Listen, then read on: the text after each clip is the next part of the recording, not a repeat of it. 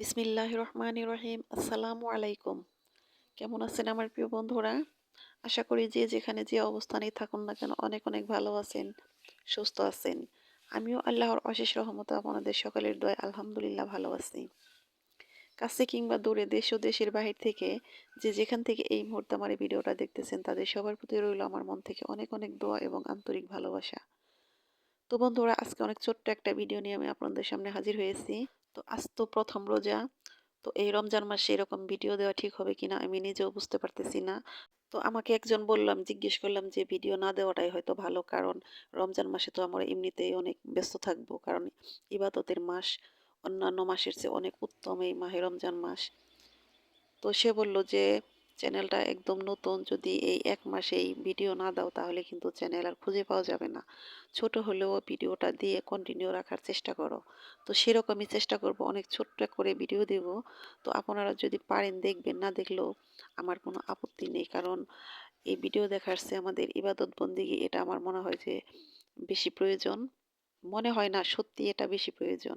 তো আমরা যারা কোরআন পড়া জানি, আমরা সবাই চাইবো যে এই রমজান মাসে যেন একটা খতম দিতে পারি। এটা কিন্তু আমরা সবাই আশা করে রাখি, যেন সারা বছর যেমনই যাক না কেন এই রমজান মাসে যেন একটা কোরআন খতম হয়, সেরকমই আশা সবারই থাকে।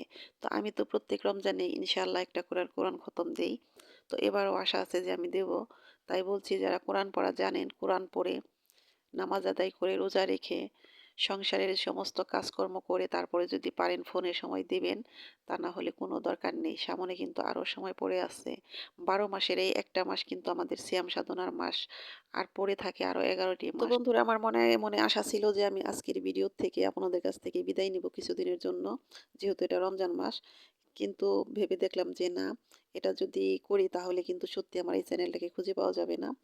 তো আমি একটু কন্টিনিউ থাকার জন্য আমি ছোট্ট করে হলেও প্রতিদিন একটা করে ভিডিও দেব। তো দেখা না দেখা সেটা আপনাদের ব্যাপার। আপনারা না দেখলে আমার তাতে কোনো আপত্তি নেই। আর আপনাদের ভিডিও কিন্তু আমি দেখার চেষ্টা করব। তো আমার যে কাজগুলো আছে রমজানের কাজ, সে কাজগুলো করার পর আমি যেটুকু পারি আমি সেটুকু আমি আপনাদের সময় দেব। তাতে কোনো সমস্যা নেই। তো হয়তো বড় কোনো কমেন্ট করা হবে না, কিন্তু উপস্থিত থাকলে ঠিক বুঝতে পারবেন যে আমি ছিলাম বা আছি। তো বন্ধুরা, কথা বলতে বলতে এই তো আমি চলে এসেছি অনেক দূর।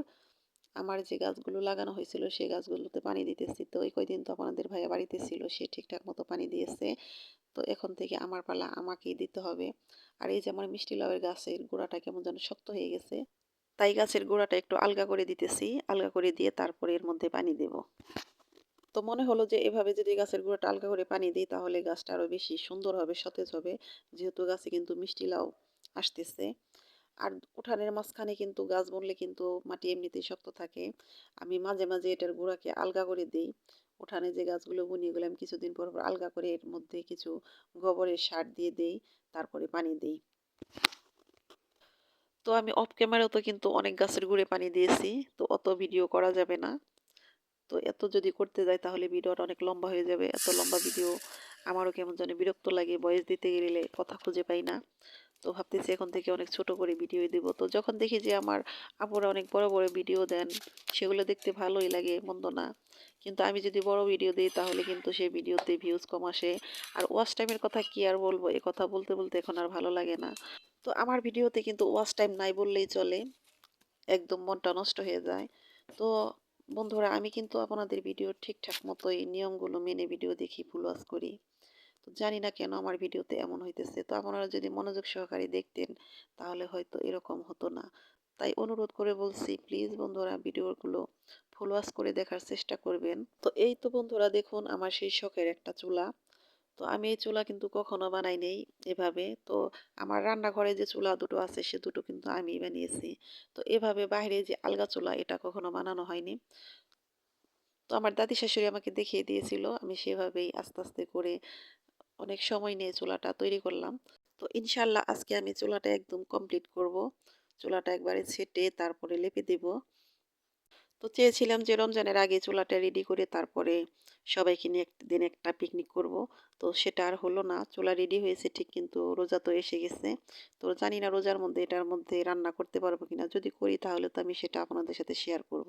তো রান্না যে করা হবে না এটাই বেশিরভাগ। কারণ এভাবে খোলা জায়গায় রোজার মাসে রান্না করতে আমার মনে হয় না যে ভালো লাগবে।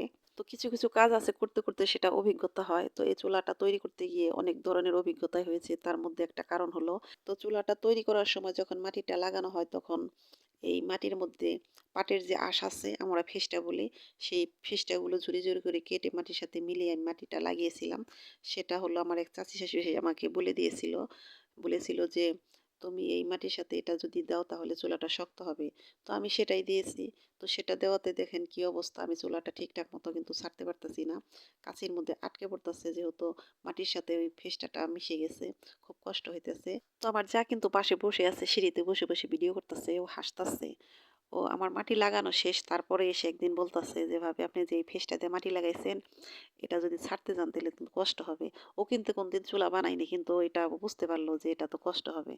তো আমি বলতেছি যে, "তুমি তো এই কথাটা আগে বললা না আমারে, আমার তো মাটি লাগানো হয়ে গেছে তারপরে বলতেছো।" কয়, "আমি তো জানি না।" এখন আমারে বলতেছে, "আপনি কি বুঝলেন না যে এম মাটির সাথে ফেসটাটা দিলে সত্যি ছাড়তে কষ্ট হইব?" আমি কই, "যদি বুঝতাম তাহলে তো আর দিতাম না।" তো যাই হোক ফেসটা দেওয়ার কারণে একদিকে ভালো হয়েছে চুলাটা ফাটবে না। কিন্তু এই তো চুলাটা বেশি তেলতেলা করতে পারলাম না। তো যতটুক পেরেছি করেছি। তো এখন ঠিকঠাক মতো রান্নাটা করতে পারলেই হয়। জালটা ঠিকঠাক মতো জ্বললেই খুশি। তো বন্ধুরা পবিত্র মাহে রমজানের শুভেচ্ছা জানিয়ে আজকের মতো এখানেই বিদায় নেব। তো আপনারা সবাই ভালো থাকেন, সুস্থ থাকেন। মনোযোগ দিয়ে সিয়াম সাধনা করুন। তো আল্লাহ হাফেজ। আসসালামু আলাইকুম।